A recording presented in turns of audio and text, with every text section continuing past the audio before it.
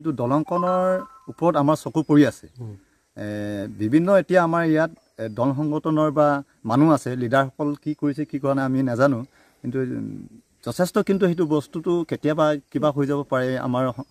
মানে সম্ভাৱনা আছে আৰু কোনোবা মানুহ তাত এক্সিডেণ্ট হ'বও পাৰে গাড়ী মটৰ এতিয়া চলোৱাৰ যুগ চাইকেলত অহা যোৱা কৰে বা তেনেকৈ এইটো গাত হৈ কিনে এইটো বাহু অৱস্থা হৈছে সেইটো যদি কিবা এটা কাৰণত যদি কিবা হয়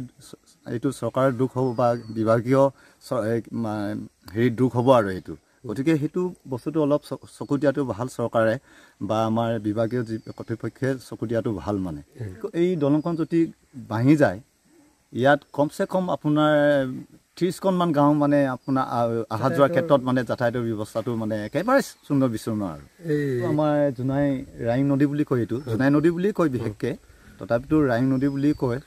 গতিকে সেইটো ক্ষেত্ৰত চৰকাৰেও চকু দিয়া ভাল আৰু আমাৰ বিধায়ক ডাঙৰীয়াও চকু দিয়া ভাল আৰু লগতে আমাৰ অফিচিয়েলি যিটো কৰ্তৃপক্ষ আছে বা তেখেতসকলে চকু দিয়াটো ভাল মানে সেইটো বনাই দিলে সেইটো চকু দি কিবা হেৰি কৰি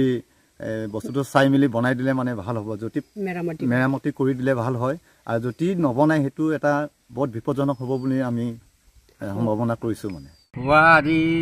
হ'ল 2 বছৰে হ'ল এইটো গাড্ডা হৈ আছে